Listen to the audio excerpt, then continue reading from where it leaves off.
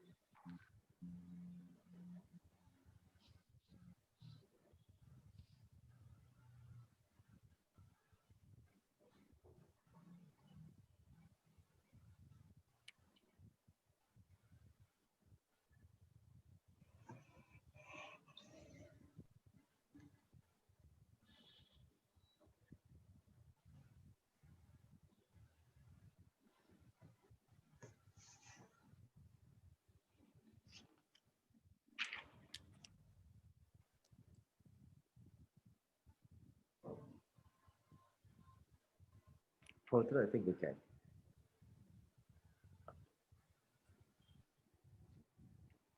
Namaste and good evening, and I'm Pavitra, Product Deployment Strategist at Evalo.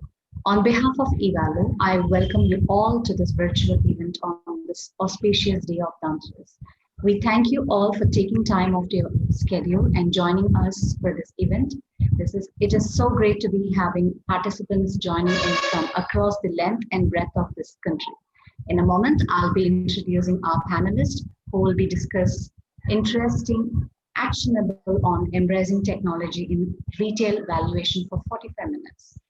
Followed by panel discussion, we will be presenting on World Beyond Obvious by Mr. Kresh, the virtual launch of India's own AI-powered Atmanirbhar Evalo valuation software. The event is being recorded. The recorded version of this webinar link, various presentation will be sent to your email. Following our speakers, we will open for few questions from our audience and to make this virtual event more interactive. Your active participation is important throughout the session. All participants will remain muted. You can raise your questions in the Q&A section Zoom window. You will be hearing from Mr. Krish Sudhakar, Promoter cum Chief Product Officer at Evalo, a chartered accountant by qualification, technology enthusiast, avid learner, and an active researcher. Mr. Sunil Agarwal, founder Black Olive Ventures, a civil engineer, urban planner, MBA graduate, and an honorary doctorate in real estate with over 25 years of experience in the real estate sector. Previously, he held senior positions in various private equity firms and Rick's School of Business Environment. Mr. Shreyas Ramanathan, COO of Nivara Home Finance, a chartered accountant and MBA graduate with over 15 years of experience in retail loans, both at transactional levels and at a policy level. And Mr. K.S. Venkatakrishnan, proprietor SNV Engineering, a civil engineer and a master of valuation. Real estate with over 20 years of experience in the real estate sector. He is member of RICS and IACVS. And Mr. M.N. Shantaraj, National Head, Home Loans, Low Income Group, Middle Income Group, IDFC First Bank Limited, a civil engineer and MBA graduate with over 15 years of experience in all segments of real estate sector. He has held various zonal and national roles in the past. We have a very good balanced representation from both valuation and banking industry. Thank you all for joining us today. Now to kickstart this event, I will leave it to Krish. Well, thank you so much, Pavitra. It's indeed a pleasure to have you all this afternoon with us. It's a wonderful day, the auspicious day of Dhanteras, and it's indeed a nice opportunity for the industry as a whole to understand how technology is being has affected us in the past and is going to help us in the future in terms of improving our businesses and our overall profitability. Now, if we look at technology per se, ever since the time we invented fire, which helped us in heating up the food and making it easier for us to digest, from wheel for us to move out faster, every single element of innovation has actually helped the human lives in some form or the other. Technology per se means technique and logic, doing a particular thing in a specific logic. Now, technology is there, present virtually everywhere around us, and we are witnessing the transformation day in and day out in our offices, in our businesses, in our cars, in the automobiles, everywhere around. So, with this understanding, the retail valuation sector is now started to begin the technological embracing process. There has been quite a lot of action around this space, and we thought that this event on embracing technology is only going to enhance your understanding from the experts in different fields with their knowledge and their inputs on why and how technology would be able to impact our lives on a day-to-day basis. With this brief, I now welcome our panelists once again. And to begin with, Sunil sir, over the last 25 years, your contribution to the evaluation sector has been multifaceted. I mean, started from being employed with multiple employee MNCs, and then you started your own valuation firm. Then you became an academician, and then you are in the boards of several regulatory authorities, corporates, private equity funds, etc. You are literally an integral part of not just the valuation industry, but you are actually a part of the entire real estate sector. During these 20, 25 years, you would have definitely witnessed significant changes which have happened in the real estate sector. There would have been some radical transformations which have happened. If you could just throw some light around it, sir. Thank you, Krish, for inviting me on. And I think it's a very auspicious day. So congratulations to Evalo for launching their portal. We are definitely users of that. I think if you look at last 25 years, I think three things stand out as far as I'm concerned. One, there's a scale of transactions. There was a time when I used to head the office of what is now GLL. Then I used to head the Delhi office of Chesterton. And, my target for the month was 12 lakh rupees. That is how small this industry was. If I made 12, 15 lakh rupees, we were happy. And that is how the office was run. And I remember in 2000 and thereabouts, there was a transaction that was done by Colliers, 75 crores on Bannerghatta Road, HSBC building. HDFC bought it. And, a lot of you from Bangalore will realize it. That was the front page headline of, Times of India and Economic Times. So a transaction worth 75 crores then was so big that it, found the headlines of a newspaper. Today, 75 crore transaction would not even find, a heading anywhere across any newspaper in the country. So I think one has to realize that a 6,000, 7,000 square feet transaction was a good transaction. And then we had these, multinationals come in and said, we want 40,000 square feet of floor plate. And we didn't have a building in India which had 40,000 square feet of floor plate. So I think that will give you an idea of what's happened in the last 20 years, that you're talking of different buildings, different asset classes. I remember there was a time when, our American partners used to send us, we leased a million square feet in US. And, the thought of a million square feet was not there. I mean, there was no warehouse in the country which was a million square feet. And today you have a similar scale of deal that is happening in across Flipkart along. So, the sheds as an asset class came up. In 25 years ago, we didn't understand what was a multiplex. Believe you me, I mean, we made a report on multiplex and that was sold at 10,000 rupees a piece. So you never had asset classes, you never had the scale. The second thing is the investments. I mean, we never, in 2002, we wanted to do many projects, and I used to then work with a private group that had 1,000 crores of capital. And 1,000 crores of capital was beyond imagination. I mean, that is probably the largest private fund in the country. And in no time you saw foreign capital that came in, and then there was a flood of capital. And we have seen both the positives and negatives of that kind of capital flow. It distorts the market, then it kind of corrects it, and there's a painful process that goes through.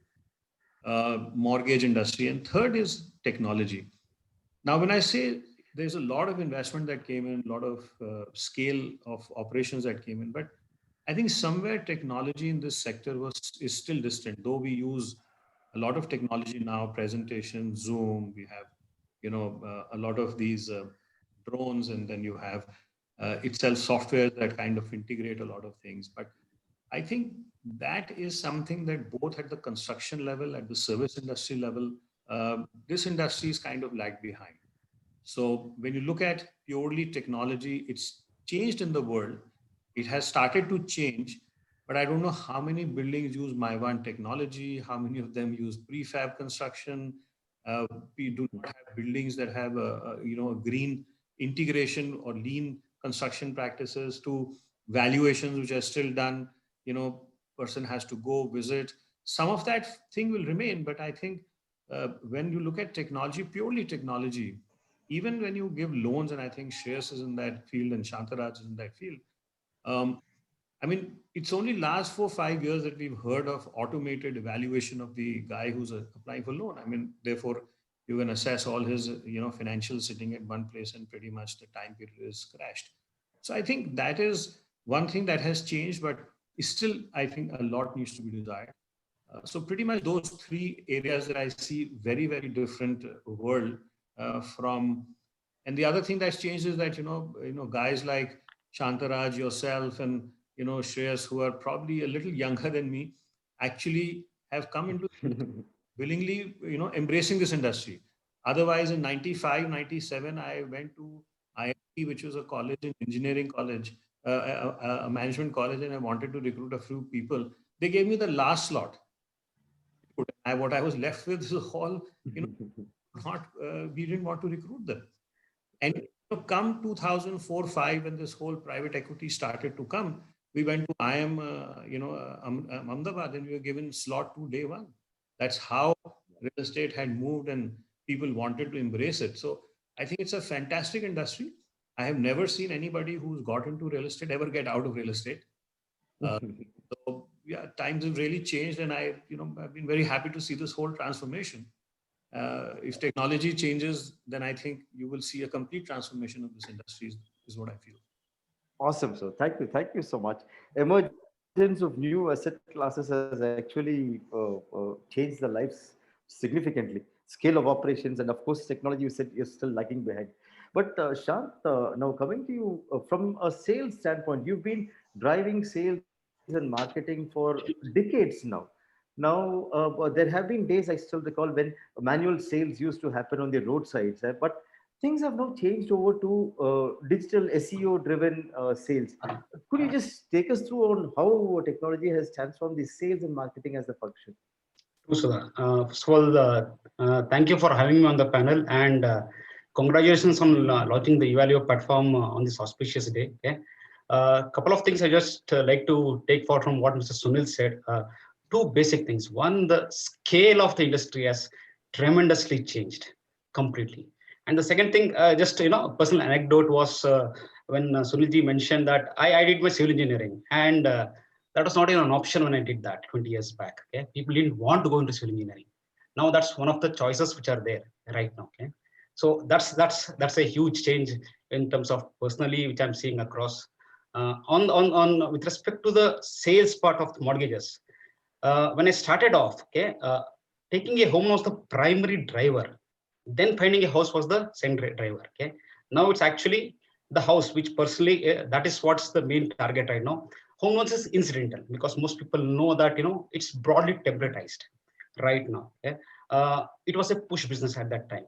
Just had to go into a home loan mela and used to get lots of leads across. And that was the standard way of approaching people. We had to go and educate people. Okay? Now people are extremely aware. They got a buffet of options, at least with respect to the financial aspect of that.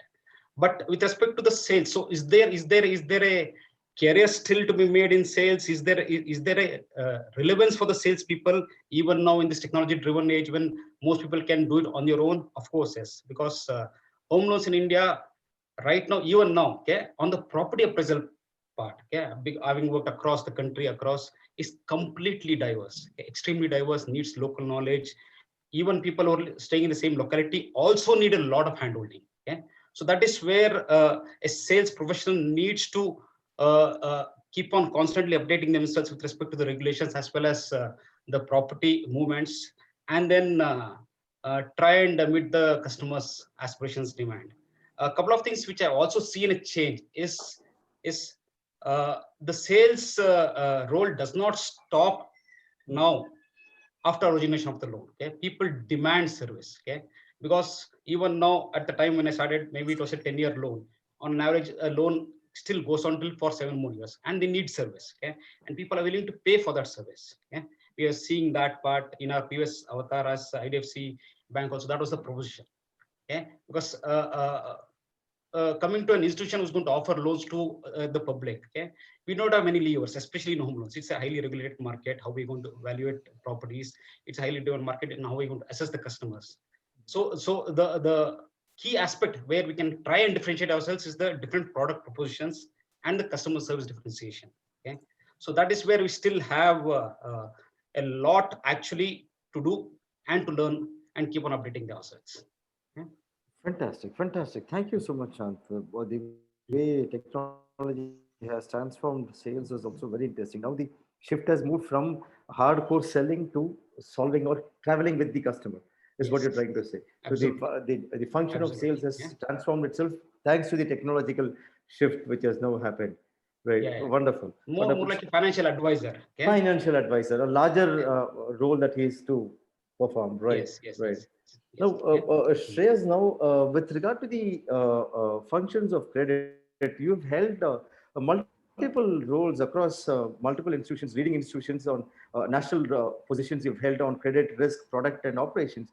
Now, how do you think technology has actually evolved and made decisioning much more easier than before, when compared to 20 years ago to now? The decisioning tools or decisioning ability, has it improved significantly with the coming in of technology? Yeah.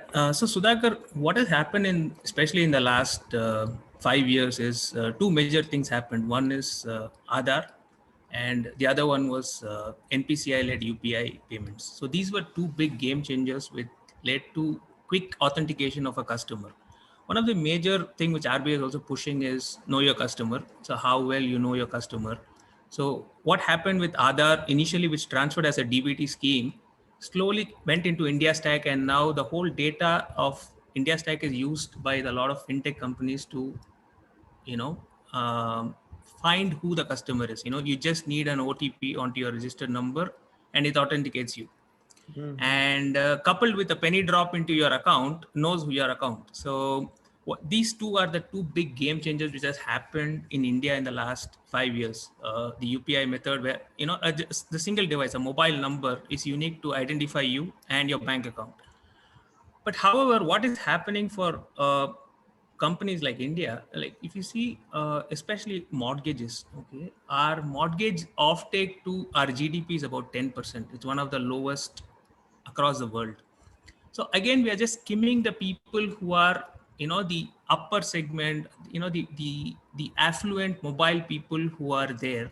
So there, a lot of tools are there to get people on. But in the last 4 years since we are running Nivara, we find there are a lot of customers who have Aadhaar, but they change mobile numbers. Okay, they are on prepaid phones, so they keep changing their numbers. They don't go and update their Aadhaar. So if you look at Aadhaar, if your number is there, you can update all your other fields with your OTP. You can change a lot of things online. However, if you don't have your number itself is going to change, you have to go to an office. There's a lot of other procedure involved. So they don't change it. So they use ration card, or they use a voter ID, which are difficult documents to authenticate, right? So so again, India is a federal country where there are a lot of state laws. Now the finance minister is now planning to integrate the ration card. So if you have a central repository, chance of you doing a lot of decisions online will improve faster. So, so coming back to your question, the lot of fintech companies which are doing personal loan, P2P lendings, they are all into automated decision making, where people are present on credit bureau. So they take data on credit bureau, they see him, and they give a model, and they just lend. However, that, according to me, is less than about 5 to 7% of our population. So we are just scraping the ice here. It's the same people who are being lent. I mean, if you look at the total number of people on credit bureau, it's about 9 crores today. Okay, this is after the JLG revolution which has happened in the country. Like for a company like Nivara, 60% of our people we underwrite, they are not present on credit bureau. 60%. So we can't do a lot of automated tools here. So like I said, it's a value chain. We are in the most bottom part of the pyramid. So we can't do a lot of technology deployment.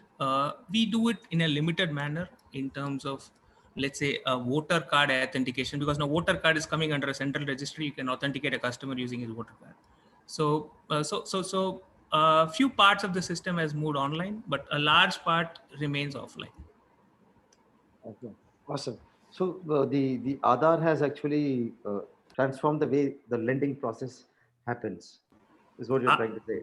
Aadhaar and the UPI method. Has now begun. The Aadhaar and the UPI method. UPI method. See, technically today, a personal loan, if you see an HDFC or an ICICI bank, they are like what Jack Ma is saying. You can get a loan in 3 seconds from these two people. Right. Okay, because the moment your Aadhaar is authenticated, the moment your bank statement is there, they can give you a disbursement in about 3 seconds. Right. But again, that is very limited options. This is what Shantaraj was saying. These are people who know they will surely get a loan. This is this, in India, they are still the elite group. Right, I understand. Right, thank you. Now, Venkat, you've been someone who has been very active in the industry. Your views are always listened to, and you've been into educational space, you've been into research space for quite some time now. And over the last couple of years of decades of your practice, I think you've rendered close to 200,000 valuations or opinions on properties, which is humongous and which is very huge. Now, you also have the unique reputation of being one of the front runners in adopting technology. You had your own software developed way back 7-8 years before, and in 2013-14, as Mr. Sunil sir was saying, it was used to be a luxury. Software was actually a luxury. Not many didn't even want to spend money on that. Now, at that stage, you had a thought of investing in a software. If you could just tell us how exactly the whole thing panned out, and what made you, and how did you feel after deploying a software, your journey with the software? See, basically, what had happened was I used to be more focused on the retail valuations. Even now, retail valuations do form a substantial part of my profession. So then what used to happen is, at that point of time, most of the valuations used to be either in Excel or in the Word document. And then we used to face a challenge of really, having those data in a proper systematic way. And then whenever a banker used to ask us, okay, some data which was about a year ago or some 6 months back, what did you do? There is to be a challenge of, sourcing that and reverting back to them. So that is to take sometimes about 3-4 days time. I mean, I know that the way it was at that point of time. So then that's when, a thought process came that we need to develop something in-house as a software which will be suitable or requirement to our needs. And more importantly, sometimes, the retail valuations are more format driven. but a couple of things used to get missed out in those the formats that used to be there, because that was for the limited purposes. So that's when we thought we'll design that so that we will prepare our own customized software. We can address all the issues that are essentially required for a valuer, apart from what is just seen in the bank format or whatever it is. Right. The next point was, the where we at that point of time, if you look about even about 9 years back, there was nothing of nobody used to use this latitudes and longitudes and all those things. It was never there. So once, in fact, to use that, we used to buy this Garmin. Garmin had this. I think there was a company called Garmin, if I'm right. If I'm Right. Right.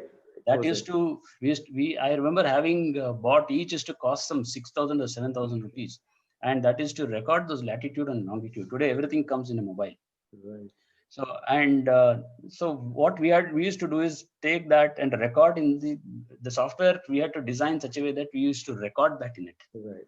So basically, next time, which property, what was visited. I'm talking this in sometime about 2013, 14 times when we are designing the software.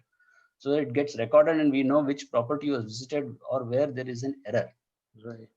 Just to say, about 13, 14 years ago, when there's a property on the outskirt, and you had to rely completely on the person who's going to show you the property. That was a challenge that we did encounter at that point of time.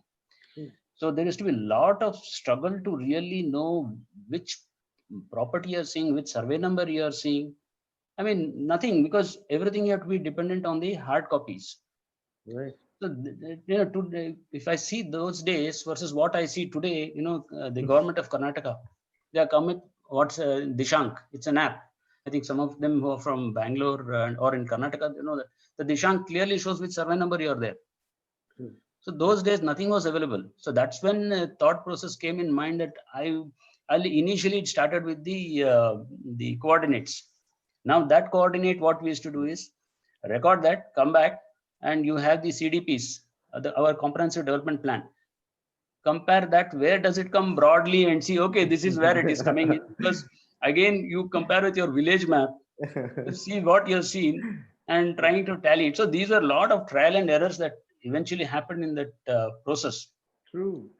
Then what happened was, of course, while doing the entire lot, over for some period of time, it did work. But then one thing I realized, probably we used it for about 3 to 4 years, probably. Then we realized that we are not in a position to, constantly, it's a dynamic process. It's not one.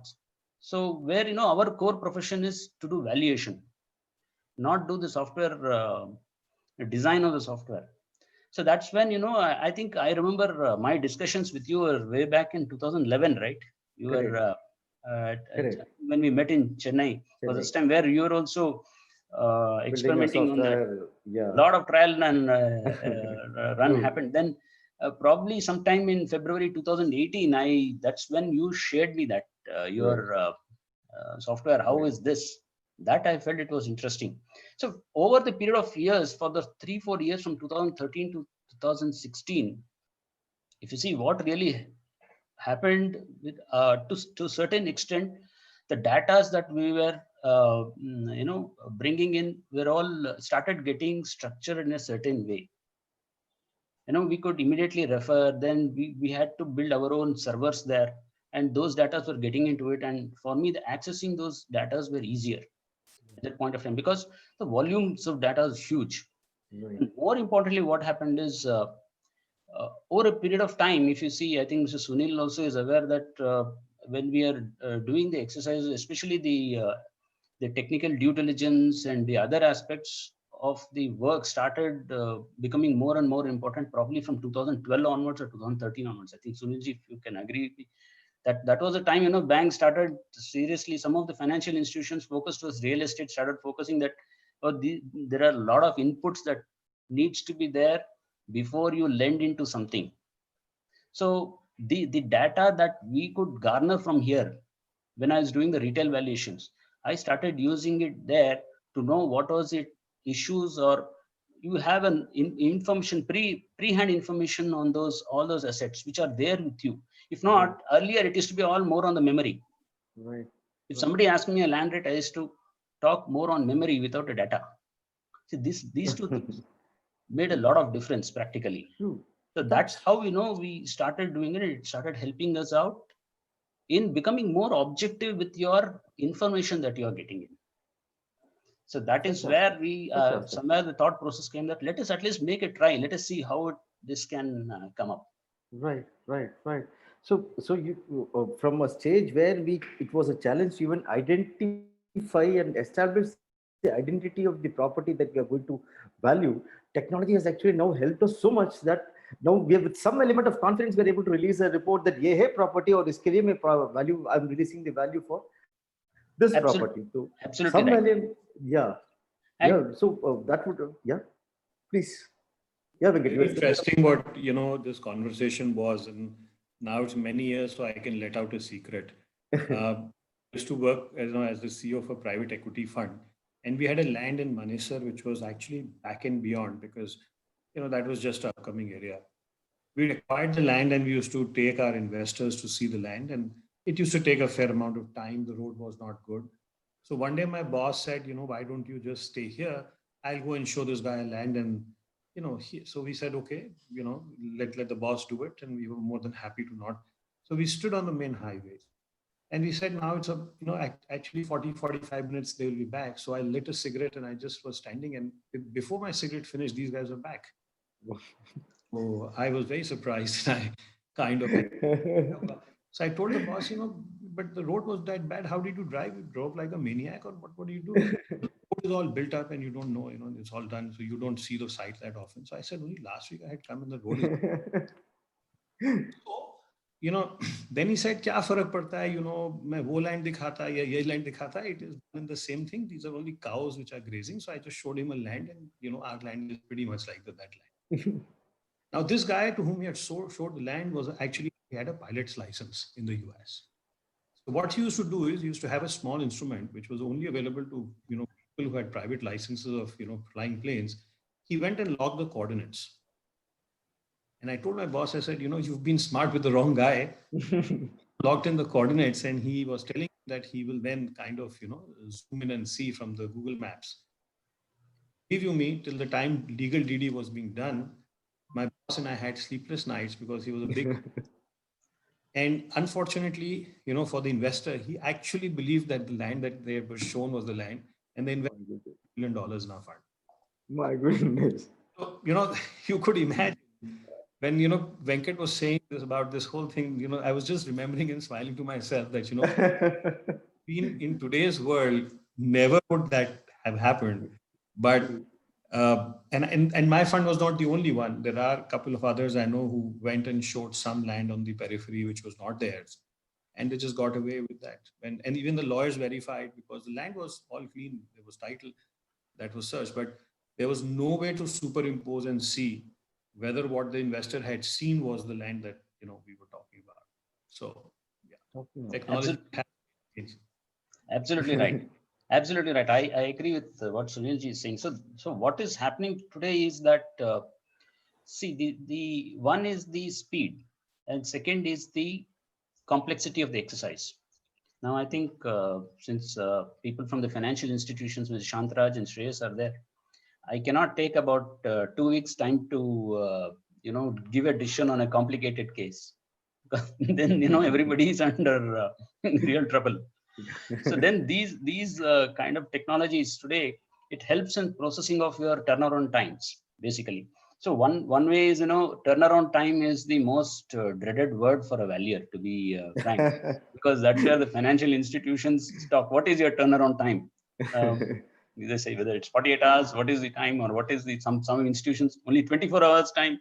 I mean, so that is a very dreaded word. So in order to see that we are able to look, I mean, of course, 24 hours is an unreasonable time. I don't agree with that concept personally, in my view. But then what happens is, at least to give it in a reasonable point of time, the technology has really helped, because the moment we look at the data that we are generating from the ground, immediately, we can also look at simultaneously at your at the back office. So basically, these two activities are happening parallelly. So that is where what happens is that your speed and your decision taking inputs can be immediately communicated. In case there is clarity, you are going ahead with the report and preparing it. But in case there's any doubts, there's an immediate communication with the bank. There's an immediate mail communication or a verbal communication to say what are the challenges that we face there.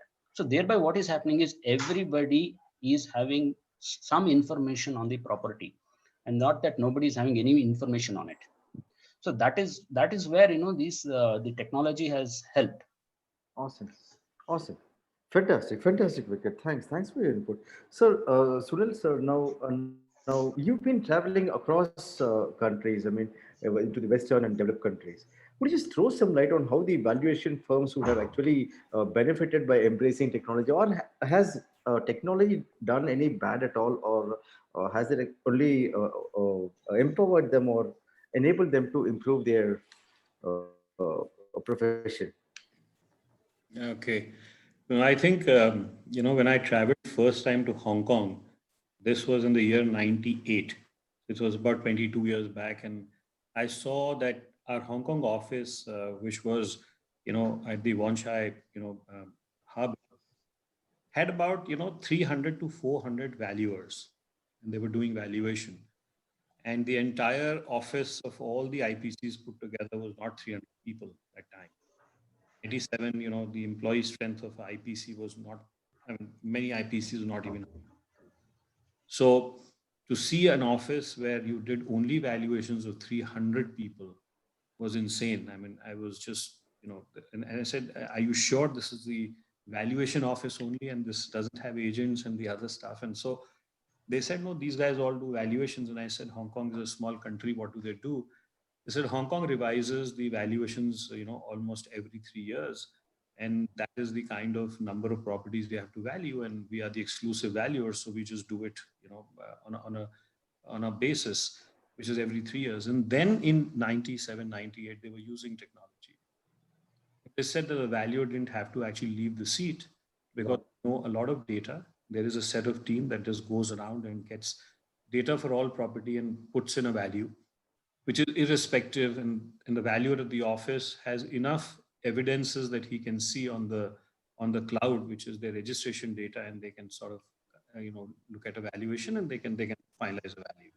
If it is tricky, then obviously they talk on the phone and it out. Now, in 22 years back, if you had that kind of technology, I'm sure today it's much more advanced. Similar happened to Singapore. Similarly, we went to London, and our office was doing these London properties again. That was a separate division every year. In US, I had the fortune of meeting someone who is considered to be one of the pioneers of embracing technology in valuation. And I went to University of San Diego, and a guy called Norm Miller. And Norm obviously did a regression model, and he automated a lot of valuations. And then he said, we use this technology to do risk assessment for Citibank. And Citibank, assesses these properties almost every 6 months. And so I said, Citibank obviously has a very large portfolio. And can you do that every 6 months? And he says, no, we don't need a number of people. He had a total of 5 people in his company, 5. And what did he used to do? They used to have all the data, and US as a country has a lot of information. Markets are lesser distorted than what they are, and you can get a comparison from one road to the next road, the crime level, and therefore insurance premiums can be decided. If you're on the main road, your insurance premium is slightly higher than the one at the back. So it had a lot of sophisticated data. And he said with 98% accuracy, we can do this valuation and we can run it at 2 cents, valuation. Okay. So that should tell you, what technologies did to the West and people who adopted it. Obviously, there is a valuation, there is an appraisal. And one fear that people have is embracing technology will, create lesser jobs and it will have an impact on the valuation job. There are valuers and they are being paid well to do because no matter what happens is you will have to visit the property, you will have to see the neighborhood. We are in such a good asset class that I think we will never go out of business because, there are lots of things that technology will never be able to cover up. And therefore, even Citibank there for a drive-by valuation pays $50 and a full appraisal will cost you about $400, $500. It's just that people have to get used to, using technology. And, I'm sure that office of 300 people in Hong Kong, which did those appraisals in way back 98, would have reduced to maybe 5 people again. Because you that number of people, you don't need that kind of real estate space, and you can do better, accurate valuation. So I think the success story is that there is a lot of accuracy which has been achieved in economies that are more sophisticated. And obviously, technology has helped those countries organize a lot of databases, which in turn has a lot of benefits. I mean, people who are in supplying, materials to projects, they use that database. Everybody uses a database, including valuers. And, unreasonable files, like in India, I've seen banks get flooded with files with a value.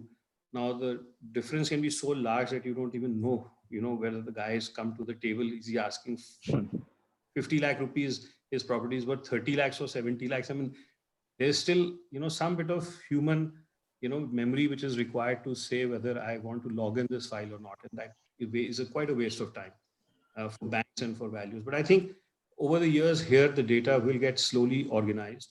And I think we will be doing with more meaningful things, which we are supposed to do as valuers and banks are supposed to do credit lending, than to get involved with whether the property is right, whether, A is correct. So all the, nuances, I think at some stage, give it another 5, 7 years, or maybe 10 years. But I think technology will help us to scale up better and to become more responsive values. Like Venkat said, everything was there in the memory, and, can I have instances? Can I quote things up? Again, we're doing a lot of capital gains valuations, and just to sort of stay at that point, 2000, 2001 in Delhi, there was nothing called a circle rate. There was no circle rate. You had, people registering at all kinds of rates, and obviously the markets were distorted. There was cash economy. And today, when those valuations are done, half my clients are not happy with what is available on record. They said, oh, we paid much more. I said, yes, you paid, but that was the market. And as a valuer, what do if I say that there could have been higher things? The difference being so large that people cry at the end of the day, the amount of tax they have to pay. So I think with technology, you will see these distortions die away. You will see a more meaningful work.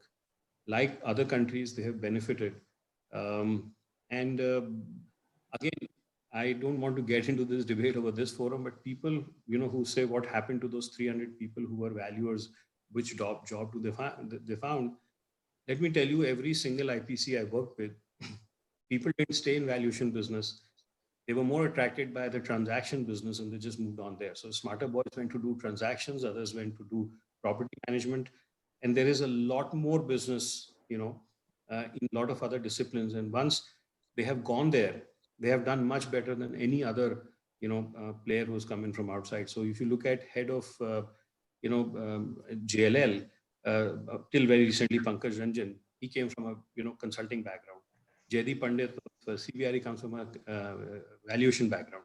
Ramni Kaushal comes from so I can name the best agents, the best property managers, the best transaction advisors. They've all come from a valuation background, and because it just gives you that kind of rounded approach. So I think just to answer your question shortly, other countries have vastly benefited from the use of technology.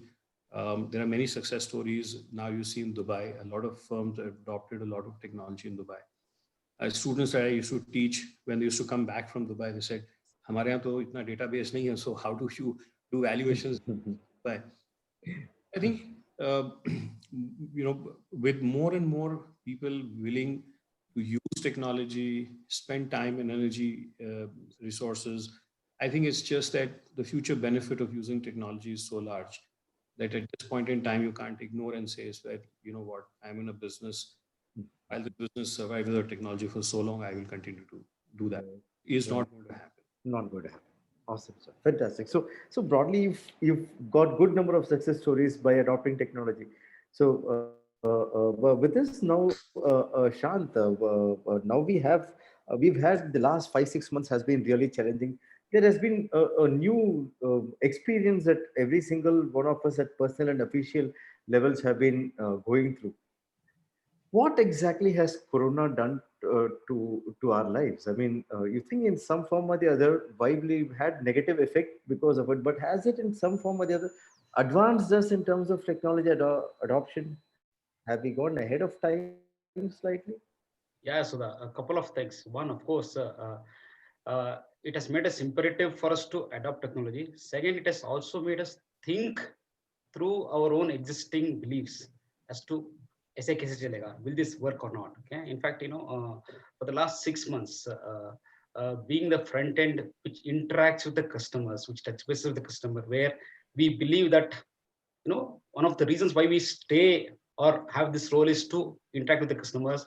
We've physically been unable to interact with most of them for whatever reasons. Okay, be it with our own teams or be it with the customers. Okay, having said that, okay, over the last 6 months, where we have not been able to even move out of the localities also. Okay, because of the fact of embracing technology, which is also one of the uses which you're doing right now. Basic technologies are available for everybody. Okay? We are seeing significant improvements. A couple of things just to give some facts. For most of the banks, last month was amongst the highest in terms of disbursements ever. Okay, for all the banks who are there. Okay, across. And I know for a fact that there's at least been at least 10 to 15% reduction in sales force, if not more. Okay, so that is the power of technology. It's making us think through.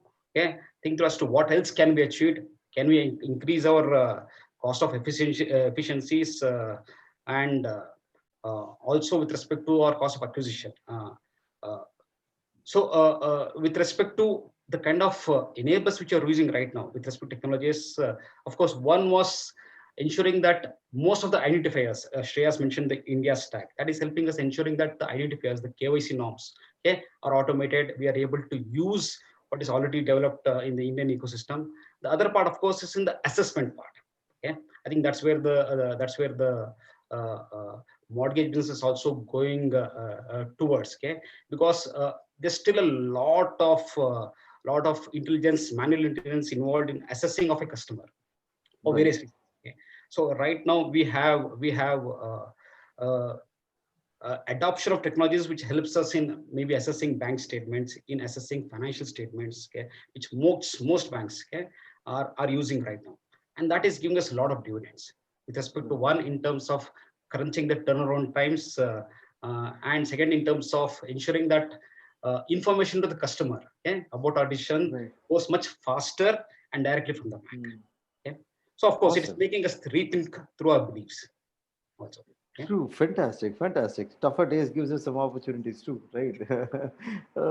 Now, Shrey, there's a continuation of whatever Shant was saying with regard to the decisioning piece of it.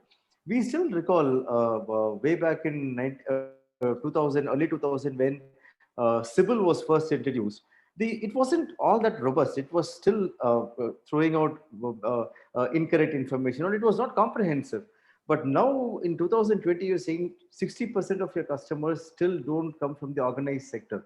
So after a month, you have brought them all into the organized sector. From then on, they will have a credit history which speaks for them.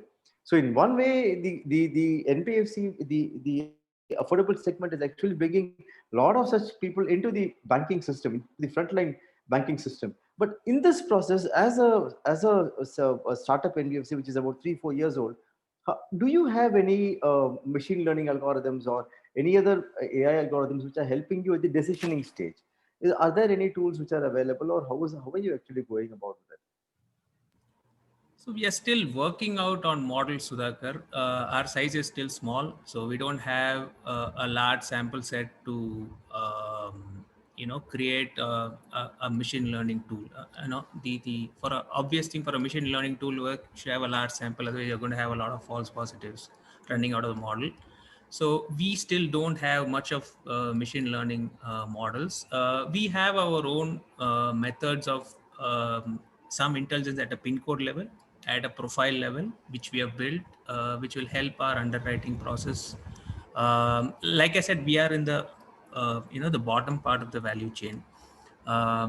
Most of the fintech business which is happening today, which is unsecured, is the way which what you're saying, because of the 9 crore data which has gone through the credit bureau. There are 9 crore unique borrowers who have taken loan in this country. So, so what has happened is a similar demographic profile has been built, which a machine learns and tries to assume that this person will behave like the person who's already on the bureau and take a decision. We are still not there. In fact, for a company like us who are actually adding new people onto the bureau, if something event like this happens, it's actually an antithesis for the company like us. We will be out of business. Companies like an IDFC or a company like ICICI Bank, they will start doing this business. So one of the thought when we started this company itself is that those days are going to be still longer. Otherwise, we would not start this company, because then it will just become a capital intensive game as to who has a faster processor, who has a better machine to run the algorithm. Right. So the know-how lies in the opacity of the industry. Yeah. The opacity is making people like us in business. Very true. Got it. Now, Venkat, now that opacity. Sorry. Yes, sir. Please, sir. I just have one observation. I think credit is again an art and a science, like valuation. So shares may believe that when everything is that great, people with a lot of capital will get there. Let me assure you, you have a lot of technology in the US, and there are many more funding institutions, and you could be more specific in a region. You could be playing on services. So I think while some of the banks will not be able to catch up, I think if you have a differentiator in your service, you will survive, you will thrive, you will be that island of excellence among people with lots of capital. I know people will go for a relationship in this country, will probably borrow at 0.5% more, but will be happy with an organization they're happy with. So I personally believe that, I always believe that while adopting technology, what should I do to my service so that I can always remain 2 steps ahead of technology? So I think. No, I totally agree with what you're saying. As business move into no touch point zone, it's like, let's take a big basket. Let's say you don't know from where, what you're buying, what you're ordering. You just press some buttons, they just come and deliver it. So finance is somewhere moving. I mean, an unsecured, a P2P, the lender does not know who is the borrower. A borrower does not know who is the lender. There is an intermediary sitting in between and just connecting the two people. So at that stage, it may even be an antithesis for the whole banking. Today what we are doing, we are depositing money in the bank and the bank is lending. If somebody develops a superior algorithm, the depositor will directly lend. I mean, there's no need for a bank. But my belief is like that's not going to happen in at least. Crowdfunding is happening, but crowdfunding is not replacing you guys. I mean, yes, crowdfunding does happen.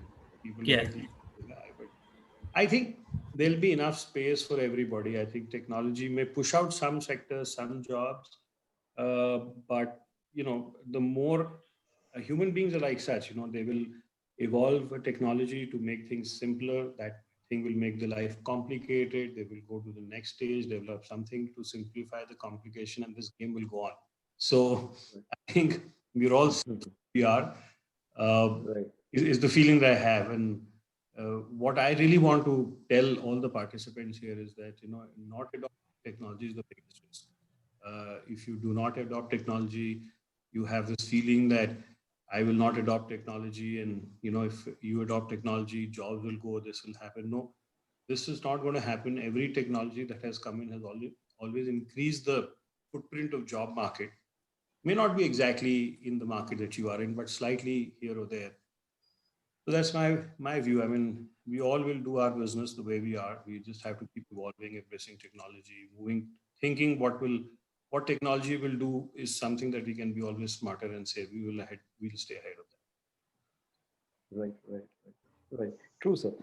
One of the other reasons probably why this opacity is going to kind of help these startup lending institutions is the pricing which they are able to demand from the customer. Now, 1 year later, he comes to the organized sector, there's someone who's going to lend at the base price plus 1.5 or 2 basis points. So the pricing that arbitrage which they get for the risk that they assume is much higher. And that arbitrage benefit they would lose when the funds flow into the business at large scales. Right. So that's great, sir. So now, Venkat, now you were referring to the data which actually helped you. Now, you were saying that how the data helped you in the past in terms of looking back to the past. How do you think data could actually help you in the future? Is there any footprint that you have around the uh, uh, usage of data for the future? Absolutely right. See, now just to continue, I think Sunil has almost answered about 30% of my the questions that were there.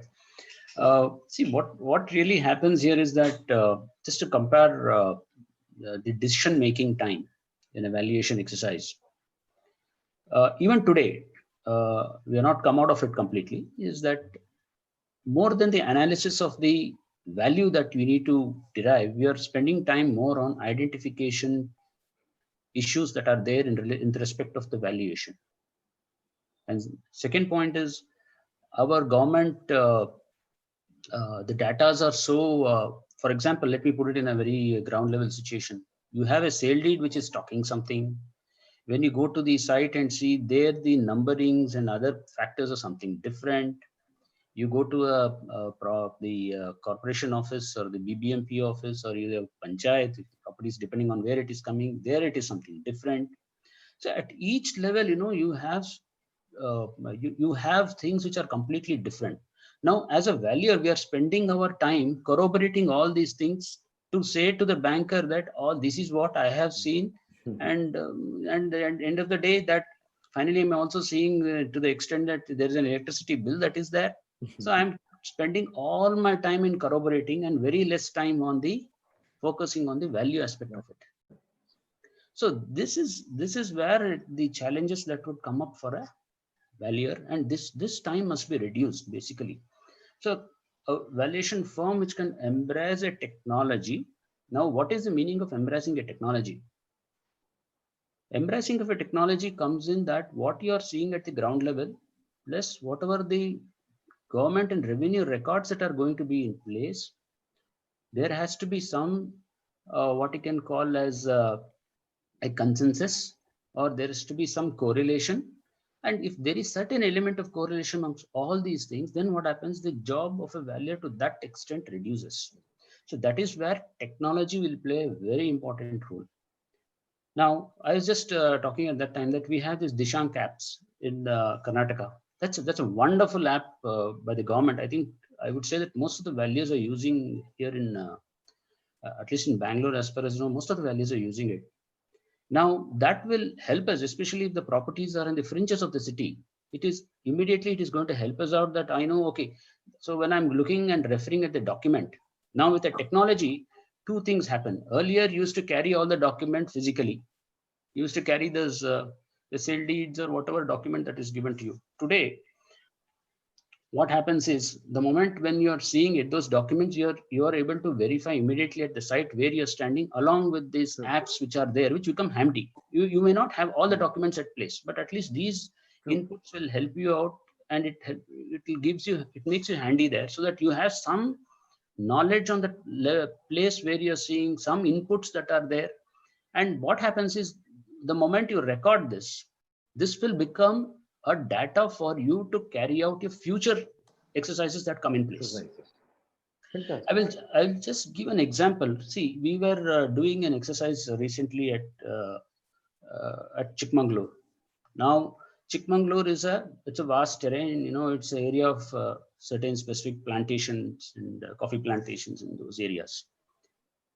The technology helps us so much that the moment when you go and stand there and see, you are able to know. In fact, another factor that government of Karnataka has done is that they have you have the bhumi, then you have the SLAR. So all these things, when you go to those places, or you have this maps halli. So when you go there and you immediately check where you're standing with those coordinates, and immediately look at the other maps. You are able to correlate the entire thing, what is there in the surroundings of the property, what is there, what are the issues that you can see with those. See, if not earlier, what used to happen, you had to at least walk to about 400, 500, 600 meters across and see is there any issue. Right. But today, keeping this, wherever there's an issue, you're straight away focusing on that. So this means that having a technology and improving the technology. See, technology improvement is a dynamic process. It is not a static process. So every time, probably every 2 years, 3 years, 4 years. So that's where, one is the effort to get in the objective data should start coming down. The valuer should spend time on the subjectivity. Means there is a data and he needs to understand his knowledge on the subject, and then he needs to see how he can make a decision process. Whereas what we are doing today is we are spending most of the time on collecting data and very less time on analyzing it. So this is something which should bring in a lot of renaissance in the days to come. Fantastic. So from value, rather than spending time on collecting data, you are saying you can focus on decisioning aspect of it and subjectivity, where exactly the professionalism comes to play. Absolutely right. So that is the core thing. Right. Today, what happens is any of the exercise, as Mr. Sunilji was also telling that, if I do a capital gain tax valuation exercise, going and getting a data from sub-registrar office is such a pain. They will take 2 weeks to come. They'll say, come tomorrow or day after tomorrow. And we require those data specifically, which needs to have a certain market transaction. Right. Now, you're not allowed to go sit inside there and get it. Right. So you have to collect those data, build it, go there. But at least you should have a technology that once I start accumulating those data, it will help me for future work. So that's where the technology embarrassments will, technology, inclusion will help. Heading towards and yes, future. Yeah, awesome. Sunil sir, I happened to go through one of your recent blogs. You had made a remark that change or perish.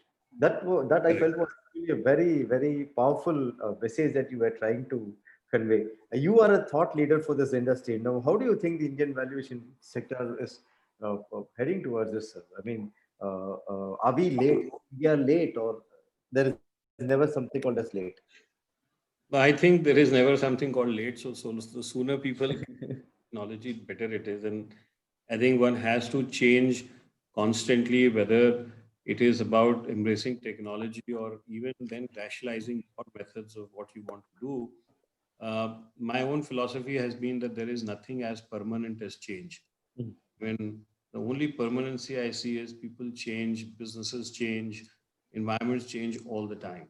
And you must, as a survivor, be able to do it. I think it's time that valuation industry got into the habit of recognizing this world called technology. I mean, I still have a lot of valuer friends of mine who says, technology hai nahi hai, kya farak padta hai? Many which way this is going to continue for some time. So, okay, I mean, maybe I'm 1 years old, maybe another 20 years of my life, technology or no technology, I can still drag on. But the speed at which technology will hit businesses is so huge that people will not even realize what happened to them. I remember I had an uncle who used to run chartered accountancy practice, and he never had a computer or any in his office. He never used to even have a fax. And I said, why do you do this? He said, jisko zarurat hogi, jiska kaam bahut important hoga, wo mere office aa jata hai. I mean, anybody who really needs me, because he was a litigation lawyer, he was a tax consultant, he had to represent, to the people in tax appeals. There were like 10 guys standing outside his office, so he would take up those 10 cases, and the life was absolutely wonderful. A lawyer getting 10 appeals a day was like the most successful chartered accountant in this country. He, in fact, was the president of Chartered Accountants Institute. Now, that today, in a matter of less than, I think, 10, 12 years, he's the most efficient guy on emails. You send a mail to him, you send an SMS to him, you send him at his age, which is about 70, he's probably more fast than me.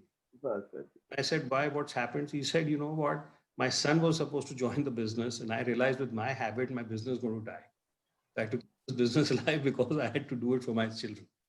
So all what we are saying is that we need to change not only for the business, but we owe it to the next generation.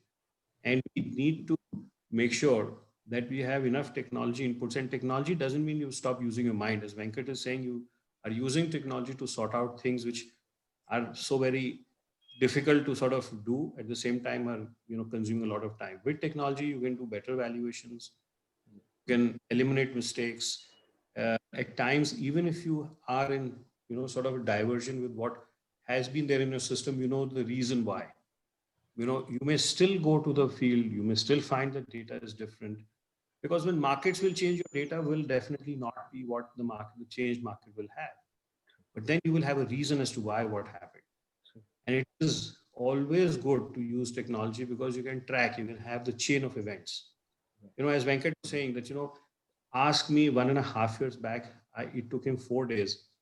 I still find with use of technology, people who do not document the reason as to why and how they arrived at that value will still not be able to answer. So if that program you don't have, or in a report somewhere you do not build in that logic that I did this valuation, arrived at this value, thinking these things through, you would still not be able to justify. So there is change of technology which is inevitable. At the same time, I think you have to change your other methods. Just by putting a software, I don't think so you can do wonders. You have to change also with the way you work. The whole organization has to function and embrace technology, because I've seen a lot of technology being adopted and then it gets back to the old technology. ERP system is such a fantastic thing, but most of the organizations have not been able to transfer the technology to the people who are the users of technology. So I think the first stage is get a software. This next stage, you have to train, and third is you have to change the mindset that, we will not enter into anything, and whatever we see, feel has to be recorded. I think that is when you will adopt the technology, and there'll be really a transformation, not only in the way valuation is done, but the way the industry functions and become much better and profitable. Wonderful, sir. Thank you, thank you, thank you so much.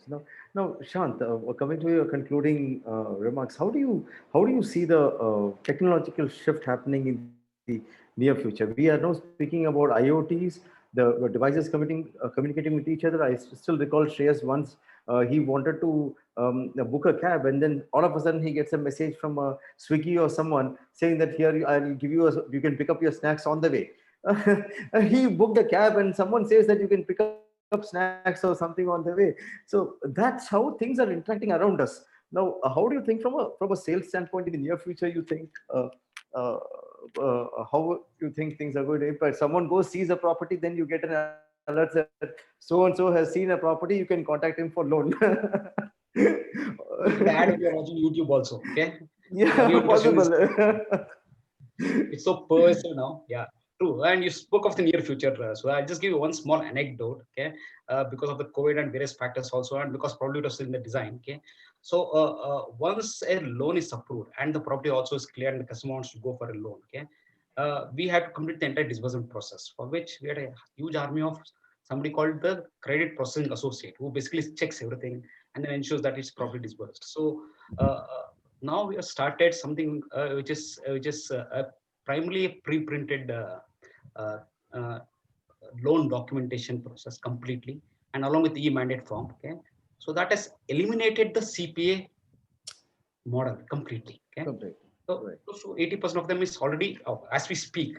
Okay, so this is the change in technology which is enabling such improvements in process. Of course, right now would we be able to pass on such benefits in various forms either to the customer or to the employees is a secondary matter.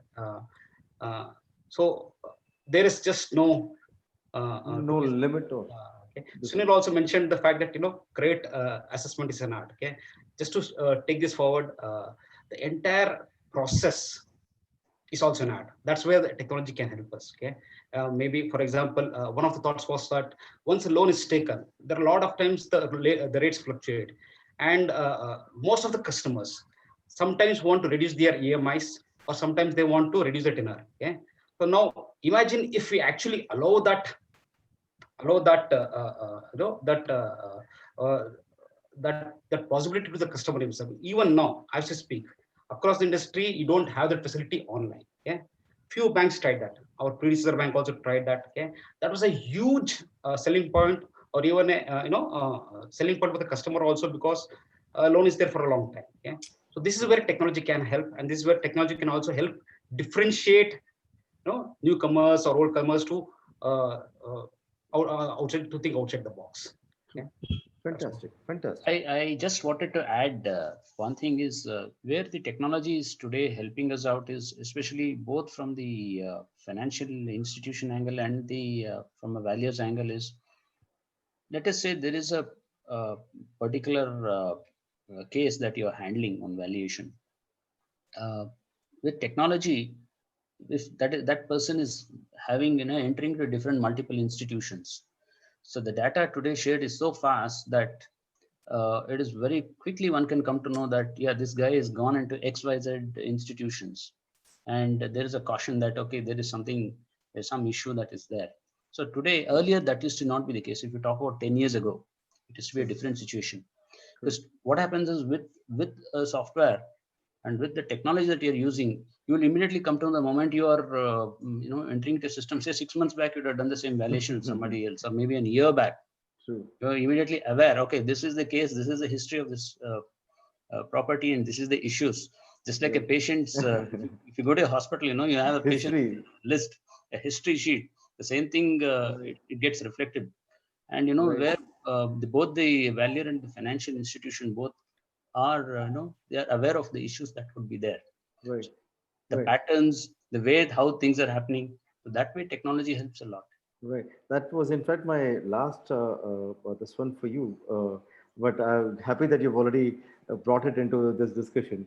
Now, Yeah, so just to add to what Mr. Venkat said, just to give flesh to what he yeah, exactly said. yeah, So we are about to disburse a large loan. It's absolutely clear in all aspects. So because of the kind of sharing which was available through technology, yeah, we found out that existing institutions from where we had taken multiple loans had all actually declined those loans for various reasons. Okay, so that was possible to share because of the technological platform which was there, and we were able to stop that disbursal. Okay, and now that also is a huge benefit for a huge home loan institution.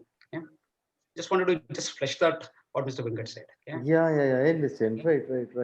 Right. No, but Shreyas, on just the towards the conclusion, I think we've come to the fair end of it. Now, we do have significant regional variances. Even during this discussion, Shant was also saying that diversity offers opportunity in India. Now, don't you think on the affordable segment also, regional specific, location specific, you are saying pin code specific intelligence is being used. Based on that, can models eventually be coming up which will help decisioning far more easier and better? Sure. Like today, there are companies like what Mr. Sunil was saying, which has happened in the West. I know of a startup company in Bangalore which is doing a pin code level of crimes.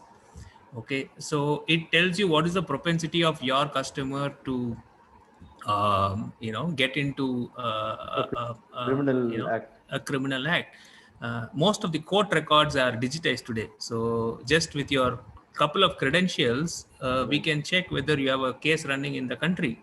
So there will surely be a lot of alternate methods of assessing credit, which will happen. But my personal belief is because of the federal structure of the country, even Mr. Venkat was saying, to digitize the mortgage transaction, which has a lot of property. So what happens is there is a sub-register office there, which is different from district to district itself, then from state to state.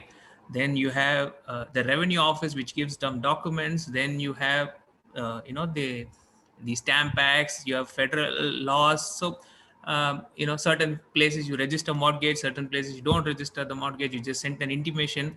So till those things change, a lot of things will not change. But what is happening in India, unlike most of the other places, the big technology change, at least in the financial space, is pushed by the government. Like I told you earlier, in the last 10 years, other than Aadhaar and NPCI, you can't count any significant change done by any private player.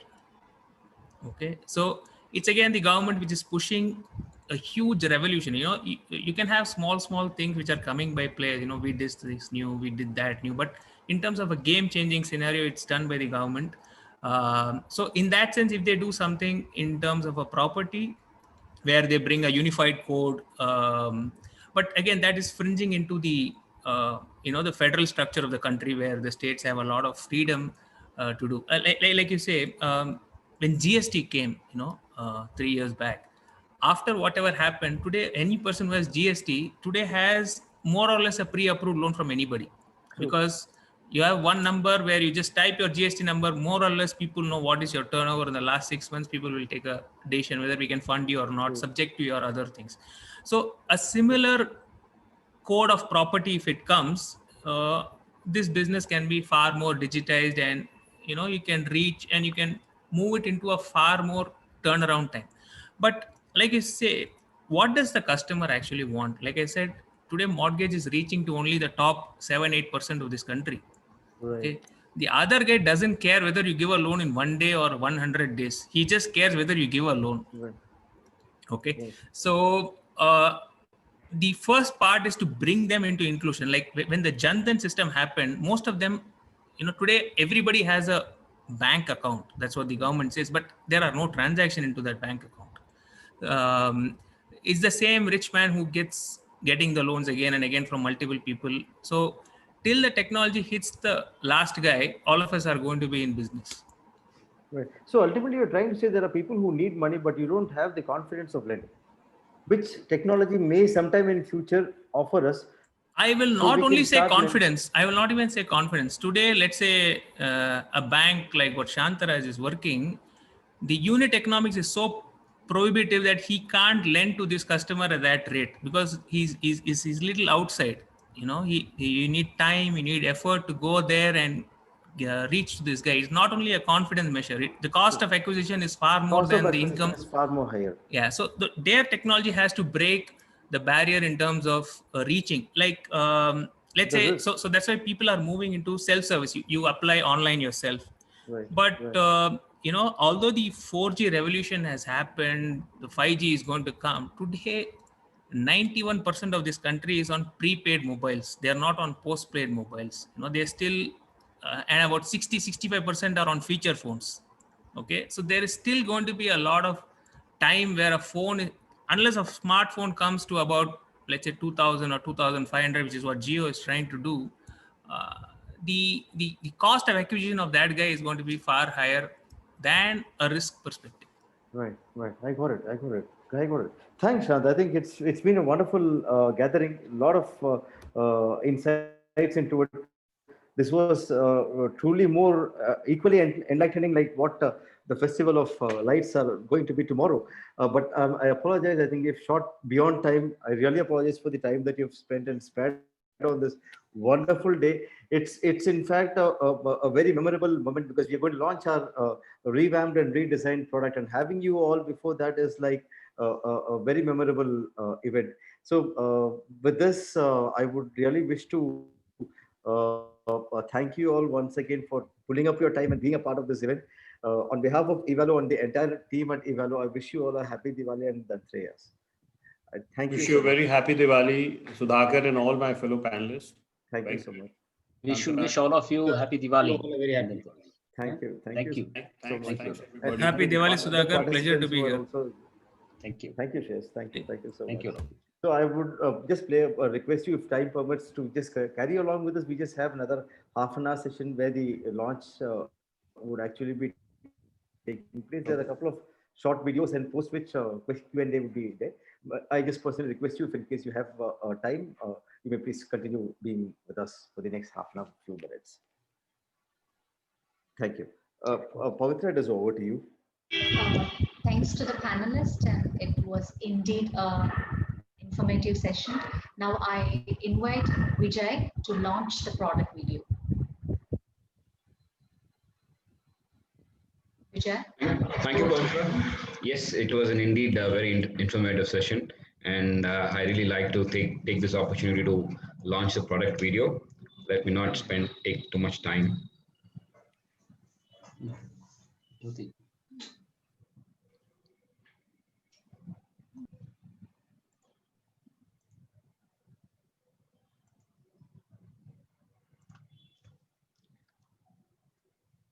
I'm sorry, just give me a minute.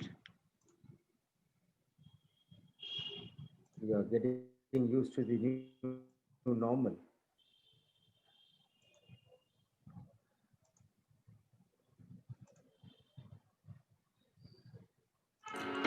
We, as a country, over the last decade, are witnessing phenomenal changes because of the progressive generation that is committed to improving the lives of 130 billion people of Atmanirbhar India.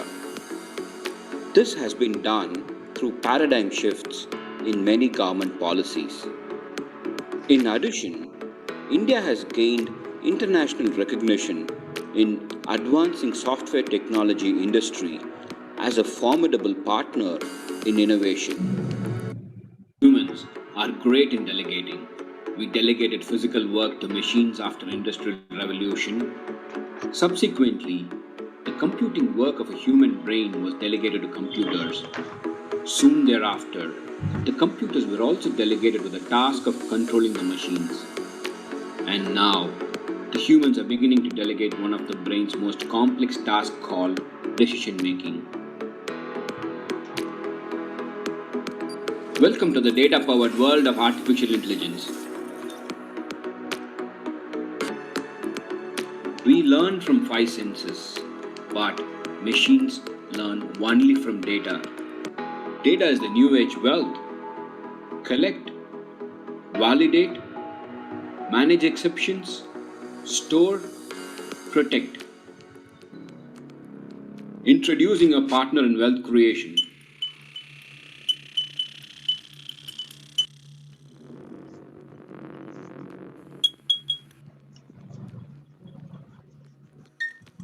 Presenting Robin, AI-powered virtual assistant.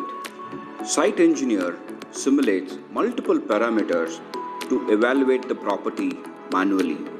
Similarly, Evalo system captures real-world satellite data and transforms raw images into a dynamic database system aided by geopositioning system and geospatial informatics system. Robin is capable of speed processing, voluminous tasks, and algorithms. Robin can be tailor programmed to generate insightful information, highlight human errors, anomalies, and reminds valuer prior to report sign-offs. Evalo, a true example of global standard practices by harnessing local talents to keep us connected with vibrant and contemporary markets.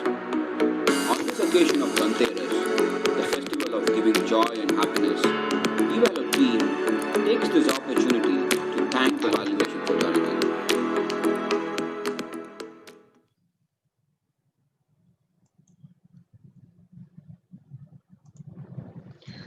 Thank you so much.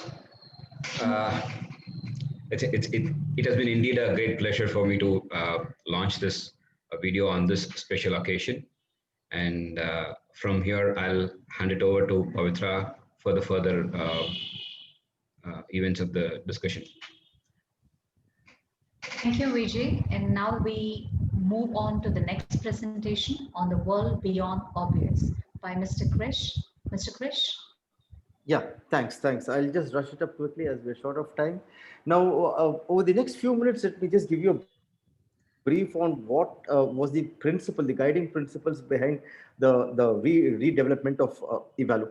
As many of you know that we've been traveling, trying to bring about with the right product mix over the last 4.5, 5 years, and we managed to get one in the last 1 year, and that was subsequently revamped almost 4 times in the last 12 months. Now, the broad principles which we had on the table was one, understand the past issues that they have, and then help solve them those issues so that their work gets better in the present, and parallelly prepare the valuation fraternity for the future. Now, ultimately we are all going to travel into the future. No point in working around for too much time on the past. So, but unless we solve the issues of the past, the present will not be peaceful and the future cannot be sure of. So that's exactly what this presentation is all about. The past, present, and future. Just a moment, if I could just share my screen, Vijay. Could you let me share my screen?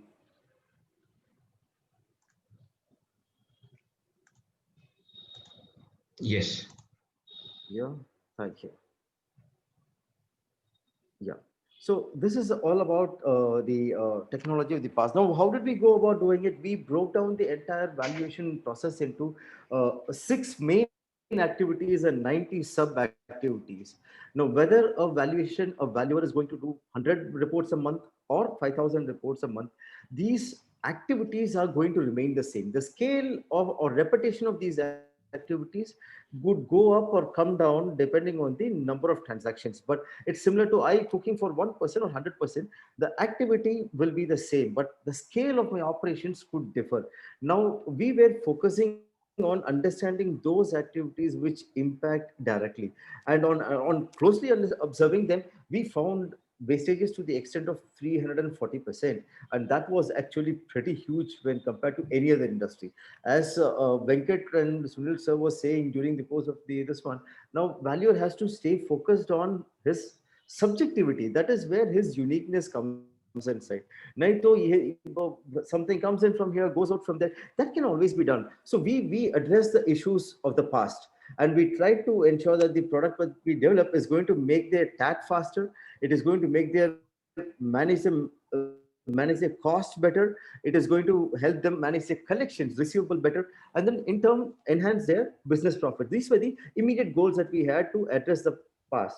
And along coming to the present, they must also be able to have control, monitor their existing team, and at the same time see how the business performance, how the collection metrics are being handed over. Now, I may just show you one of the reports which was generated for one of our clients about 8 9 months before.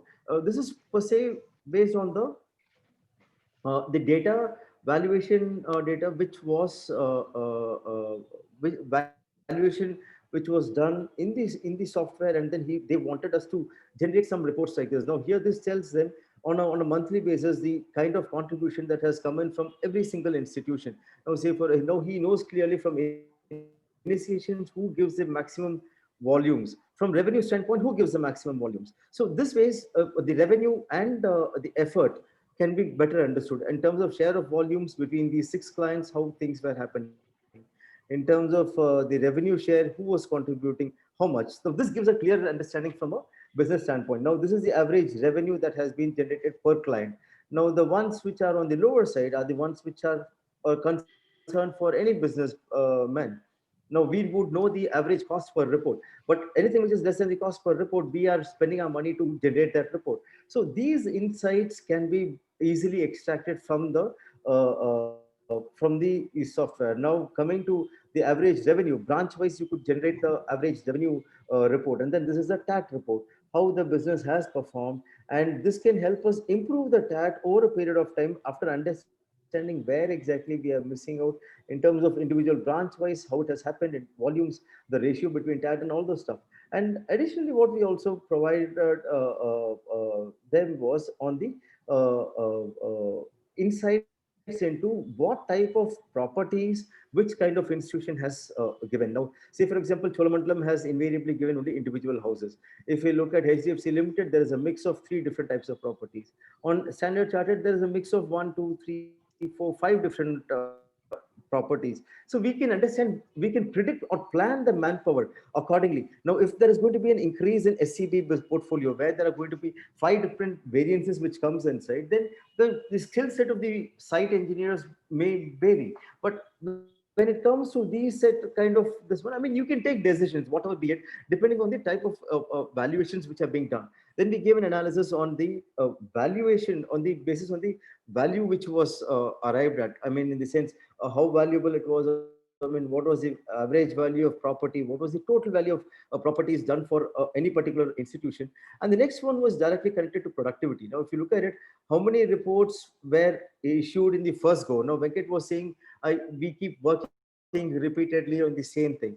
Now, this data gives you clear insight. Like now, here over here, this particular institution, almost 6 or 7 cases of 16 have come and said, and all those are reworked again and again because of incomplete data. Now, this one particular client, 140, was on the conclusive side, while this was on the query side. Now, the next time when we go in for any negotiation, this chart can help us negotiate better in terms of our fees, because every time you rework on it, there is an additional report which gets generated. So we were focusing, we thought that we must be giving this particular information to our customers, where they can handle their present in a more meaningful, more profitable, and more objective, clear-cut, specific manner, understanding where their issues are, and also manage their business spread across multiple locations. Now, as a part of that, it wasn't just adequate for us to prepare him for the present, but at the same time we had to ensure that the preparation for the future also happens.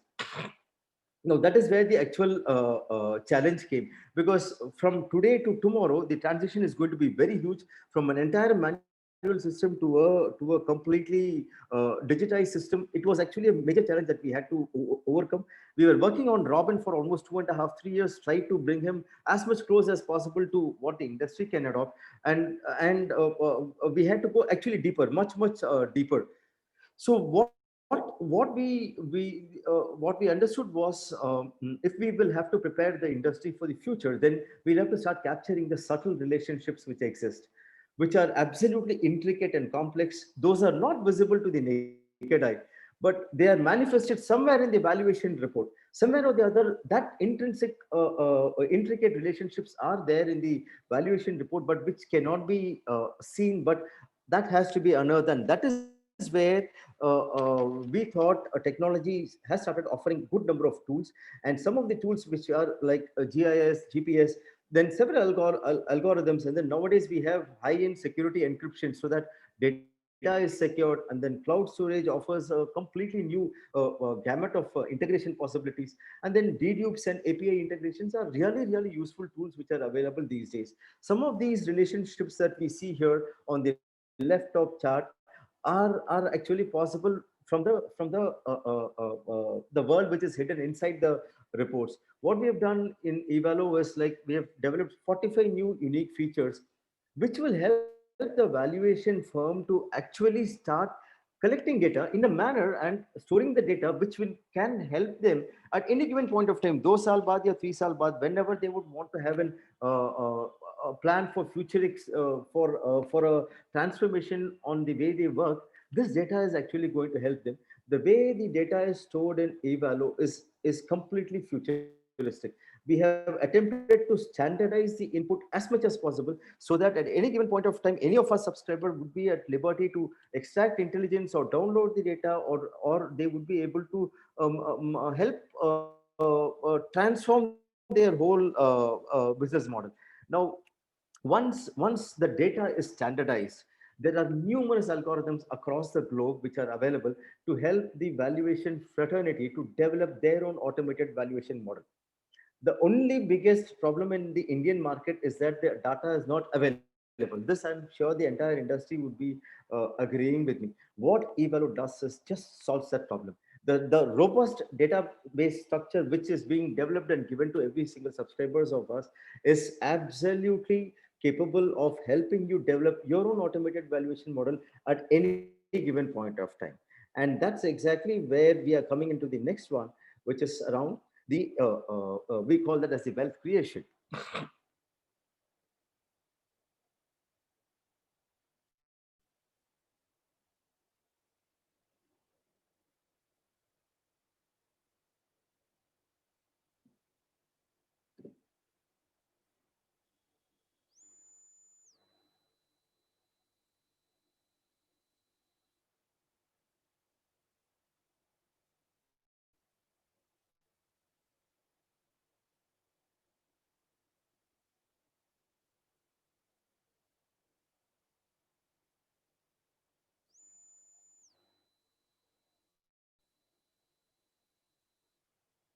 Yeah, so that's about it. Now, here starts our preparation for the future. On one side, the data has been prepared so that it enables our subscribers to build their own AVMs at any given point of time, 4 years, 5 years, 3 years, 2 years.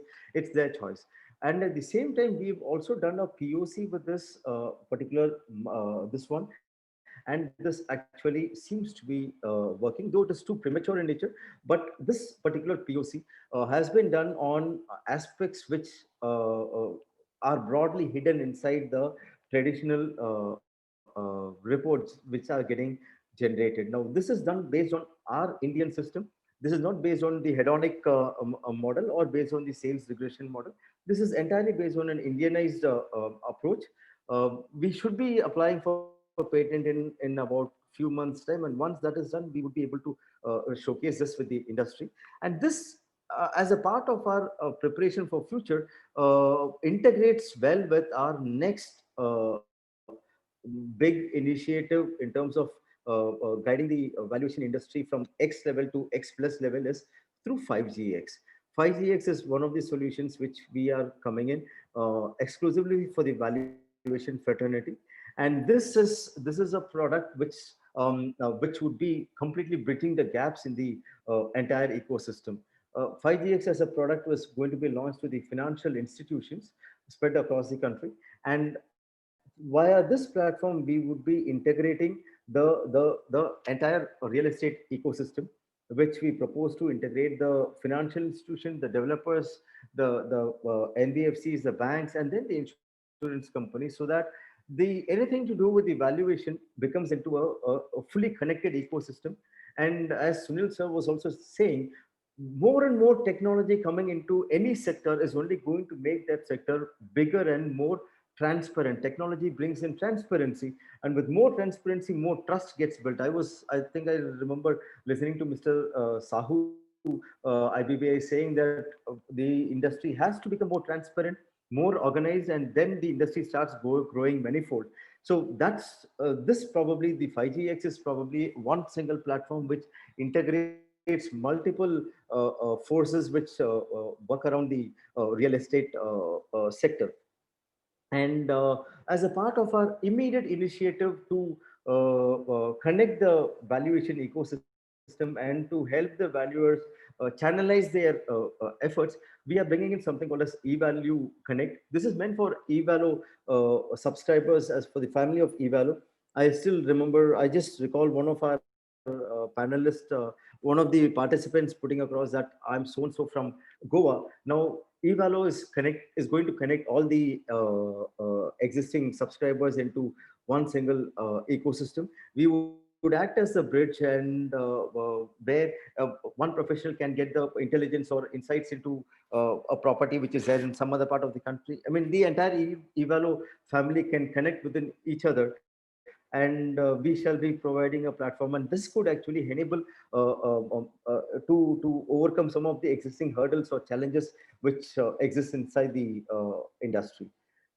And as a part of the whole episode, it is a fact that we are today speaking after some real challenging times. Even 2 months before, we would not have thought that this day, this Diwali, would be as bright or as emotionally satisfying or as much as wherever it stands right now. There are still challenges which are coming up, challenges which are there ahead of us because of the corona related spillover effects. So as a part of the whole package, we have tried to factor in all these challenges which are there, the present, past, and the near future. And accordingly, we are trying to give up a product under pricing which is going to be well suitable to almost all taking care of all these circumstances and challenges which are existing right now.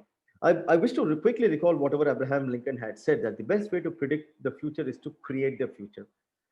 Somewhere, as Sunil sir was saying, that we are not late. There is never something called as late, but the beginning has already begun in India. The technological transformation has begun in India. In European countries, in Western countries, valuation firms have AVMs. It is not software companies. Valuation firms have AVMs.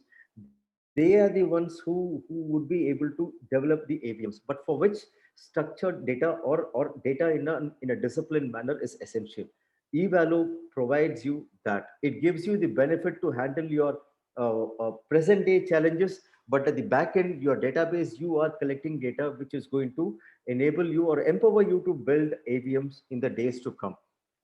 Technology keeps changing always. There is never a software which is complete. There is never a software which can say that solution which is say that I'm perfect. No, it keeps evolving. It keeps changing. There will be shortfalls. There will be some takeaways, but the technology is here to stay. Technology is real, and AVMs are the wealth, and AVMs are the future. And the secret and the way to AVM lies in your data. Unless the data gets stored in a structured form or taken care of appropriately, the future may not be really in our control. And with regard to I've come to the final slide of the presentation. On behalf of the entire family at Evalo, I really thank the Almighty for at least making India as a country look so positive. The stock market is up. There are so many things which are happening around. There's so much of positivity. Really, this Diwali has been one of the most memorable Diwali for, though we had quite a lot of challenges in the past, but at least people are now quite optimistic. They seem to have come over that. From Evalo and on behalf of the entire members in Evalo, I wish one and all a very, very happy Diwali and also a prosperous New Year. We are looking forward to partner with you in your wealth creation. We are there to travel with you. We are there to support you. We're looking forward to have a wonderful journey with this Indian valuation industry. Thank you so much.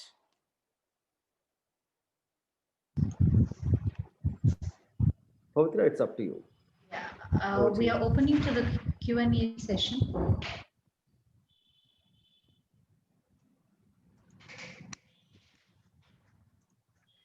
Pavitra, was my screen shared by any chance? It wasn't. Was it shared? Yes, it is still shared. It is still shared. One moment. Yeah. Yeah. Thank you. Okay. So thank you, Pavitra. I request participants to come up with their questions in the question and answer section. We'll be able to take one question at a time. The first question was is something about value contour map.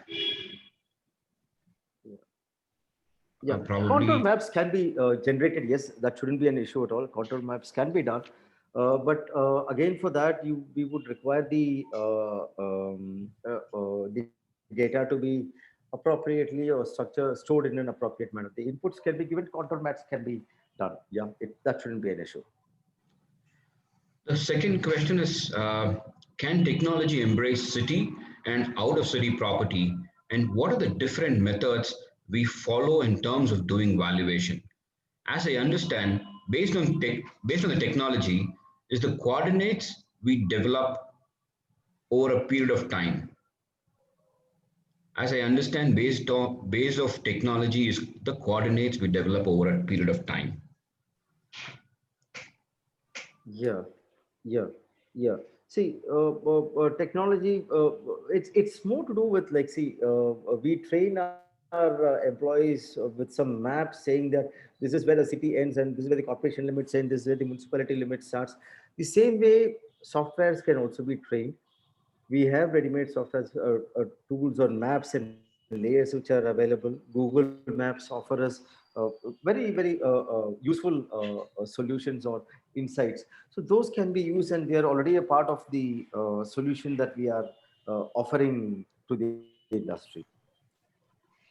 The next one is how to get the software installed and what about the cost? I'll take this question. Yeah, please. Sure. You can get in touch with us. You can visit our website, www.evalo.in. Shortly after this session, any which way, I'll be sending out emails to you with my contact numbers. I'll also be reaching out to you. My emails will have my contact number, and we can establish the connect and take it forward from there. The next question is from Mr. Rajiv. Show us the demo. Sir, unfortunately, we have not scheduled the demo in this session. However, I'll connect with you in person and take you through the demonstration of the product platform. Just to add to whatever Vijay was saying, we give a trial period of 1 week. The software, you can actually put your hands on the software and then get a feel of it, and then go ahead, take your decision in subscribing to it. Yeah. Going on The to the next, next one, Vijay. yes, the next question is from Mr. Babu. What about compliance and confidentiality of the data? Sir, we shall be very, very categorical in saying that the data vests with our subscribers. There are two servers out here. One is the Evalo server, the other will be the client server. All our subscribers will be buying their own client server space. We, in fact, don't even maintain that server. All the data report, everything that you generate would be sitting in your server. Evalo server does not have anything pertaining to the valuations that you would be doing. It will be sitting in your server, which is owned by you. At any given point of time, you can download the data, or you can use a cloud server expert to maintain it. Now, we don't even take up the maintenance of the data server. The next question is from Mr. So the data Sharma. is entirely with your, yeah, please. Yeah, I'm sorry. So the next question is from Mr. Sharma. How to verify correctness of the property? So correctness, if I'm given to understand, I think you're referring to the identity of the property. Yeah, we are still a little away from getting the exact identity of the property. In some of the cities, tier one cities, I would say 4, 5 cities in this country, we do have a provision to get the door number and the street based on the geo coordinates.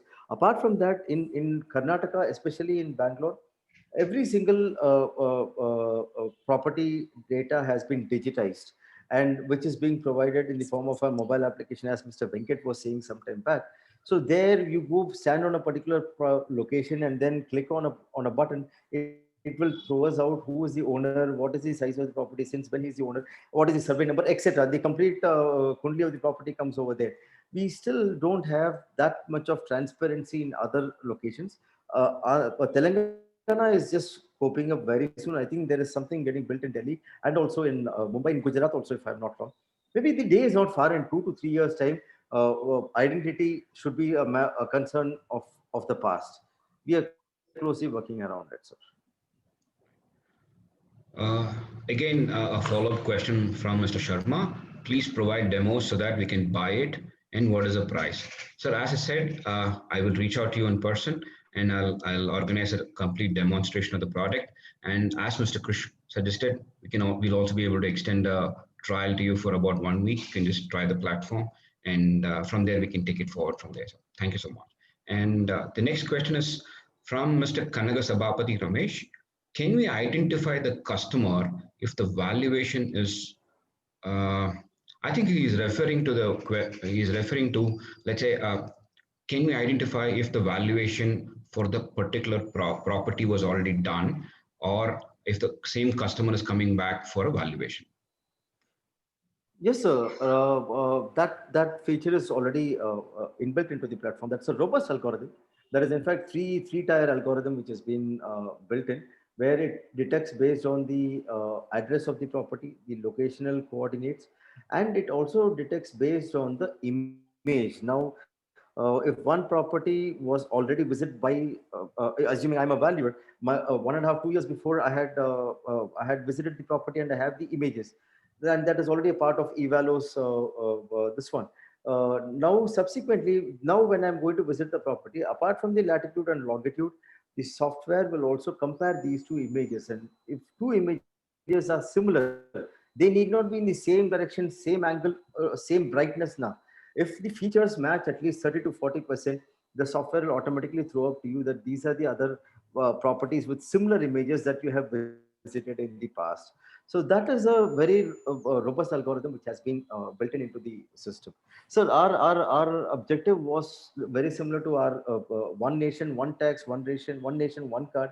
We wanted to have one nation, one software. There have been standalone softwares across the country, but hardly has there been any successful this one effort in terms of getting one nation, one software. Now we are present in 16 states of this country, by far one of the largest in this country. Our subscribers are already spread across 16 states in this country, and who've been using it extensively. Now, based on the experiences that we are learning over a period of time, we have made it more and more flexible and more adaptable. Now, the latest version, whatever Vijay has now launched, is so dynamic that almost virtually every single field in the report can be managed by the valuation professional himself. The format alone is given by Evalo. Rest everything literally gets controlled at the valuation professional level. Feel free to take up a demo, put your hands on it, understand it, and then you will understand how flexible the software has been made. Thanks. Thanks, So Mr. yes, sir. The land rate is recorded based on the valuation reports that a particular professional is conducting, because we don't provide any database of rates prevailing in the locality. But as we move on over the next 2 to 3 years time frame, there would be technological advancements so much happening around us. If you look at even Tamil Nadu, the complete digitization of records are happening. The land title cards are being issued now across 1 lakh villages. So title of the property is going to become transparent. The land extent, the survey number, identity of the property is going to become transparent. Valuation is one thing which is still opaque, which is still not all that transparent, simply because of I would rather say the black component and white component and all the stuff playing a role in it. So with these things being there, we do give immense weightage to the value prescribed by a valuational professional. So he is the closest to the market, though from a regulatory standpoint, there has to be some evidences which has to be provided to arrive at the valuation. We have not, the software has not yet gone to that level. We are now at the stage of preparing the present and preparing for the future and solve the present challenges that the industry has. The next question is from Mr. Prabhu Kumar Murugesan. Will your software help if particular bank uses its own software or platform to enter valuation report? Yeah, yeah. See, we are by far one of the most advanced solutions in this country, and we are actually happy to say that we have already integrated our software with a couple of institutions. The POC is on. Now, the subscribers who come on board on such institutions, they would be able to directly fetch the report. Our person need not, your person need not be physically going to that institution, collecting the hard copies, come over, they go deliver the hard copies. वो तो नहीं चाहिए, that may not be required any longer. This is called as API integration, and the API integration has been successfully completed with a couple of institutions. We are the POC stage. So once that is done, system to system, server to server, they will be interacting in the virtual world. And the movement of files and initiations will be happening in the virtual world without even our manual intervention. The moment they initiate a case there, it will come and sit in the initiation queue of the software or the work pending queue. And the moment you approve a case here, it will go and automatically get delivered in there in the institutional server. Over the next 2 to 3 years time, we would see more number of institutions coming into this, because this solves a serious industry problem. Logistical problem is a very serious challenge which the industry is facing. So that should be getting solved. The next question is from Mr. Chandrasekhar. Can you record data available from various sources in the software which can be later used during valuation? Absolutely, sir. This solution that we offer, we give you the complete flexibility. Now, if whenever you're going out somewhere, you come across a builder on a sale, or any of your friends says that this is a property which has been sold, just open up, get into the mobile application. You can upload this information, just that latitude, longitude, and amount that will be remaining there in your server.